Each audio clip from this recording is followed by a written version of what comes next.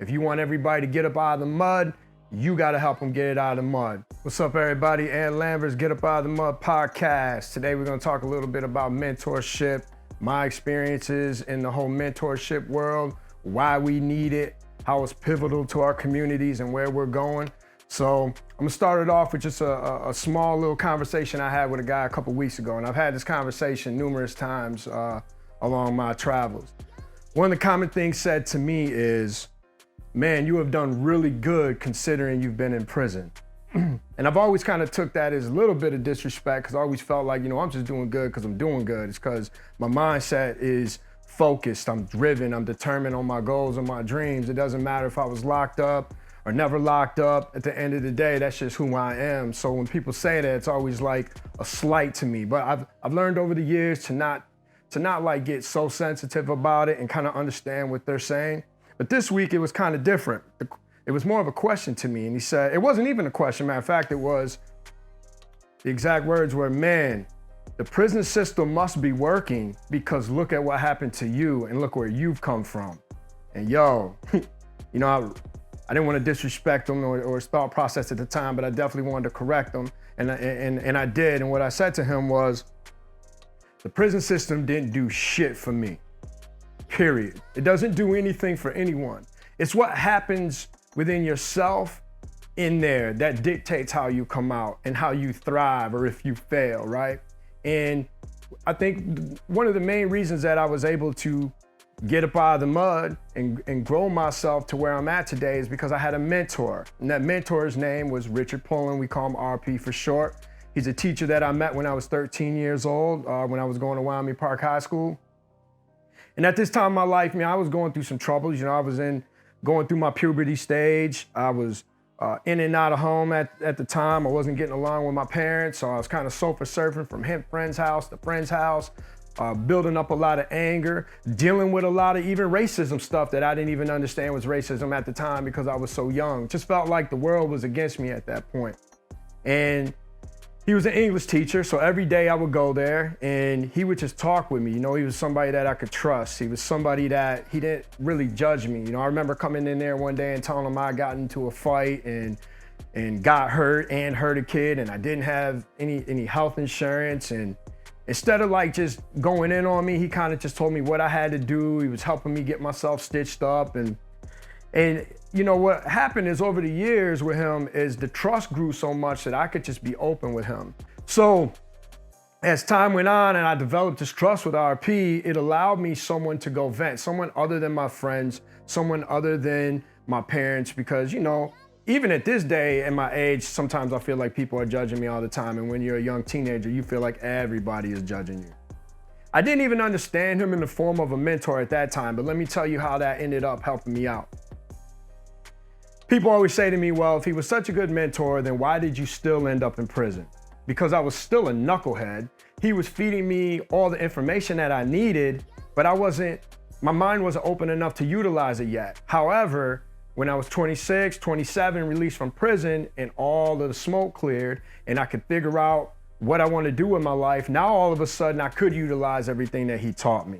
And that's where I think people get lost in mentorship is they're like, well, I'm helping these kids. They're still making mistakes. They're still doing this dumb shit. Man, it ain't about like what they're going to do right now. A lot of them can't even fathom or understand what you're saying. These kids aren't being loved. These kids do not have a lot of attention paid to them in a positive way.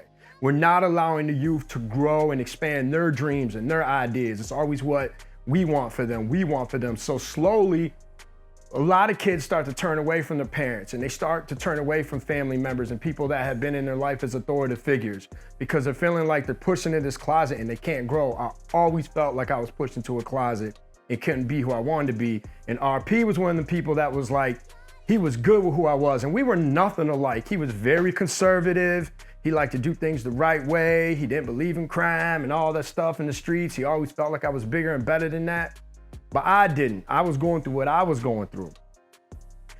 So now when I'm like dealing with the kids, I understand that, man, they're still gonna make mistakes. But that doesn't mean that we don't plant that seed for them because I know for a fact that later on, everything that he was pumping into me really changed me around. Now, this is where it happened in the prison system for me.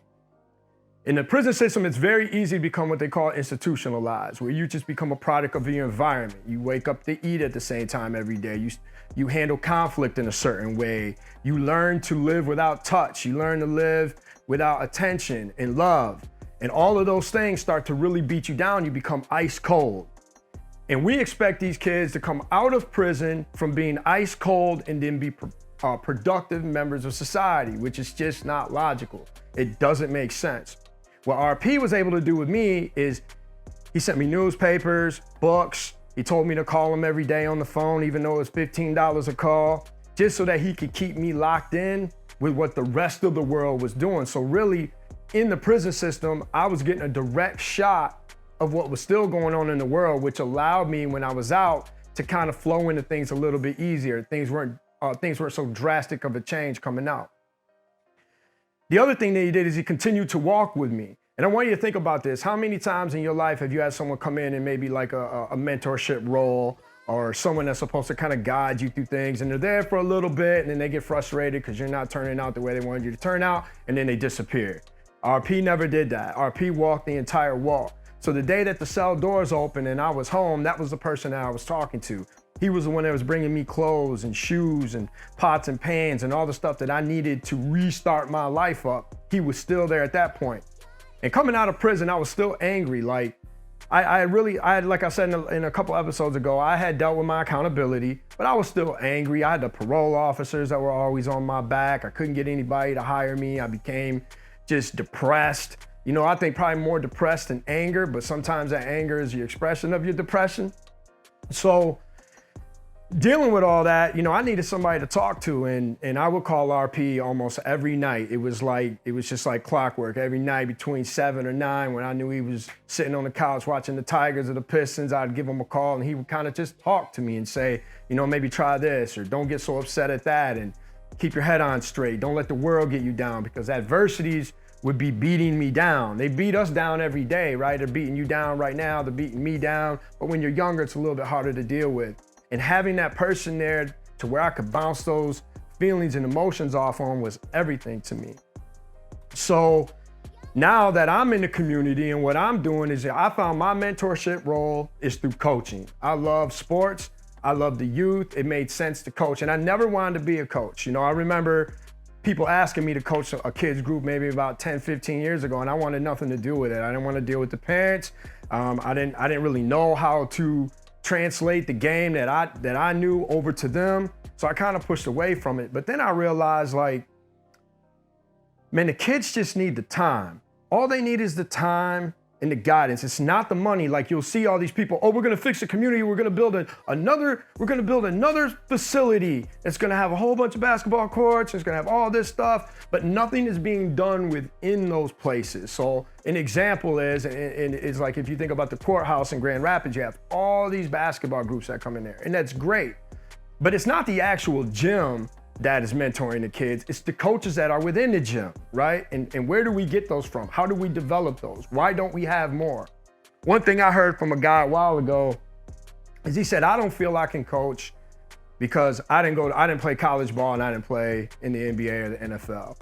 And to me, it's just straight nonsense. Like, if we know that a large percentage of us aren't gonna go to play college ball or to play in the NFL or NBA, then why aren't we just teaching them other things, which is what I feel like I like to do. I wanna teach my kids about respect, dealing with adversity, responsibility, love, honor, caring for one another. Like, what's happening in this society now? You're watching it right now, every single day, right? In the politics and all the race relations in the United States, right?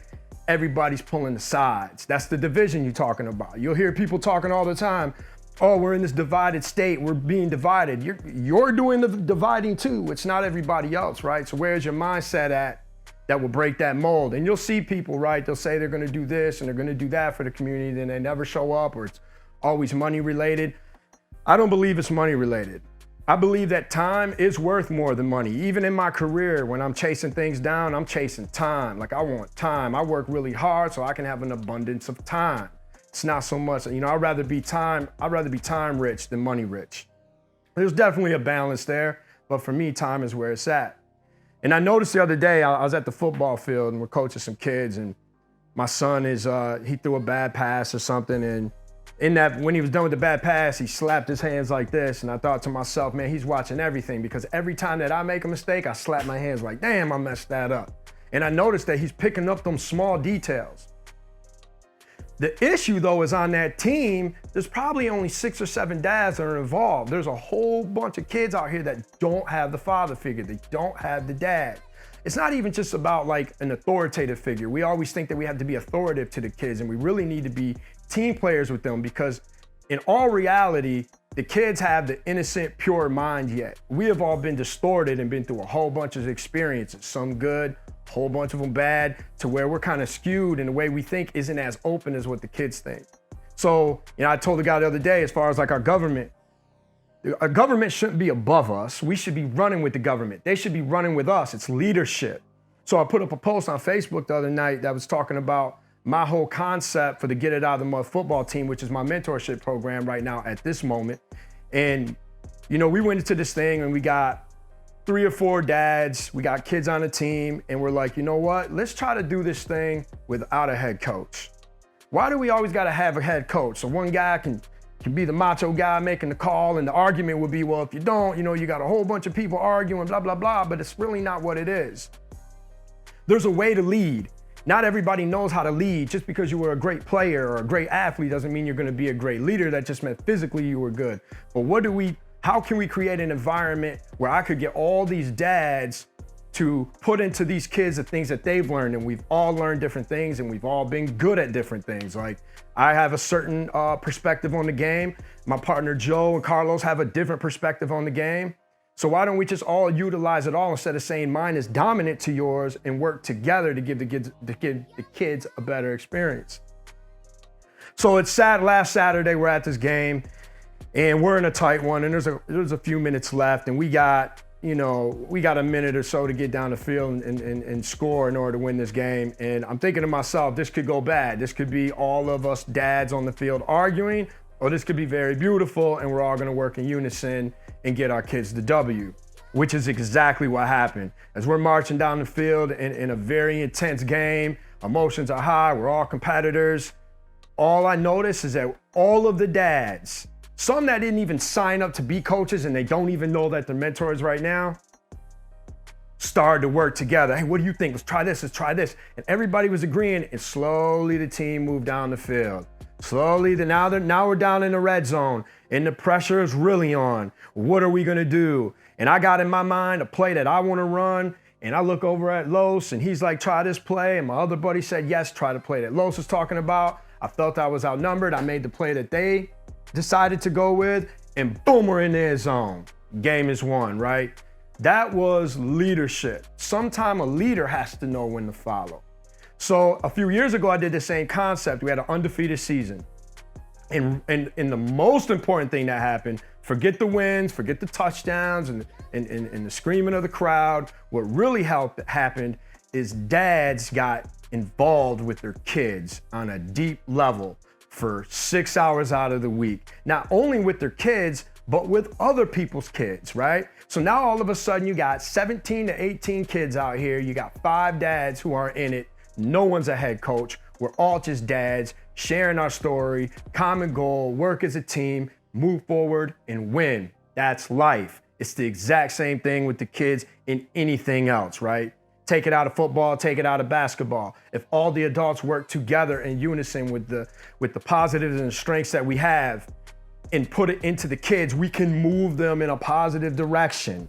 Just like moving towards a touchdown. You're taking a kid from a poverty situation and a lack of education and pushing him forward so that he can get to college, or he can experience being an entrepreneur. All the things that we have the tools to do, we have to share with them, and it doesn't have to be a leader. And I say this because I feel like everybody is waiting on a president to change your life. Shit ain't gonna happen, yo. It's just not how it happens. That person is a spokesman. What happens to you and your child and your life happens with you. How you do it, how you translate everything that you know to your child. And it works both ways. There's a positive way in which that works, and there's a negative. In racism, we see it in a negative way. You have a parent who so let me put it like this. My son doesn't know what racism is yet because he's real as hell. He don't give a damn. Either you treat him good or you don't. So he really doesn't know how that's gonna affect him yet. Now, you have to think when all kids are like that, not just my son, but all kids are like that. No kids are showing up in kindergarten saying they ain't sitting next to the black kid. That shit comes from the parents, period. There's no other way around it. It's in the household or it's through figures that these kids look up to. If we wanna stop it, we have to strengthen the kids. So mentorship should go in a positive way, but it can go in a bad way too. And we gotta be conscious of what we're sharing. You know, I don't always wanna make it seem like I'm just a great coach or a great parent, because I definitely make my mistakes. And there's some things that I do that are negative. Like when I get mad, I still have some prison in me. When I'm in conflict, my very first thought is to handle it aggressively and handle it now. Less thinking, more action. As I've grown, I've learned that, man, I can't do that, not just because it's bad for my life, but it's bad for my son's life. Because if he starts snapping off and he's not using his brain, then he's gonna find himself in a situation similar to that I found myself in. So I start to critique myself, because we can all grow. We grow as players, we grow as kids, we grow as adults, we grow as coaches, we all grow. Which way you wanna grow? You wanna grow in a positive way, you wanna grow in a negative way? So my point in this is, to this guy's comment about, you know, prison did a good job for me. Prison didn't do shit for me. Prison made things really, really, really hard for me. I think when people think about the penitentiary, what they think about is what they see on movies, you know? And it's more than stabbings and fightings and rapings. It's the mental stuff, man. It sucks it right out of you. It makes it really hard to believe that you're worth shit. And if you're coming from a kid who already doesn't feel like he's not shit, and then you put him in this prison situation and there's no one there to mentor him, what do you think? Prison has got like the worst people all in one spot. Like people say, oh, I live in this bad neighborhood. Prison is your worst neighborhood. It's the worst neighborhood in the country. I don't give a damn if you're from Compton, South Central, whatever. If you're in prison, you are in the worst neighborhood. And the influences around you are mostly negative. Why aren't we sending mentors into the prison if we care so damn much? If it isn't just about money, and if it isn't just about the private prisons cashing in on the youth, right? Why aren't we sending mentors in there to teach these people everything? Like besides just welding and carpentry, and all those things are good. But what about the big time drug dealers that are in there that are getting ready to come home and we could teach them real estate sales? It's the same thing. I hustle the exact same way in real estate that I hustle when I was selling dope. It's the exact same deal, just a different uniform and different lingo. I can't even get into the prison systems. They won't let me in, right? Because I've been in there before. So they won't even let me in, even though I have what it takes to mentor kids, and I know that it works because I'm a successful real estate agent and entrepreneur now. And all that came from mentorship. So that's just a little bit of my story and my feelings on it. I think mentorship is dear to my heart. It's something that I focus on. I'm with kids all the time. I try to talk to as many as I can. I try to keep it positive. I try to keep it real at the same time. And I think that when we can stop bitching at everything we're seeing on social media and on the news, talking about what this president is gonna do or what this senator is gonna do, man, forget that shit. It all starts right here. If you want everybody to get up out of the mud, you gotta help them get it out of the mud. So yo, thanks for tuning in. I'll get up with y'all next week. GetItUpOutOfTheMud.com. Go get your merchandise right now till November 1st. I'm taking all the proceeds to put into Thanksgiving baskets and make sure we're trying to feed 1,000 people this November. That's the goal. So thank you for your time. Peace out. If you want everybody to get up out of the mud, you gotta help them get it out of the mud.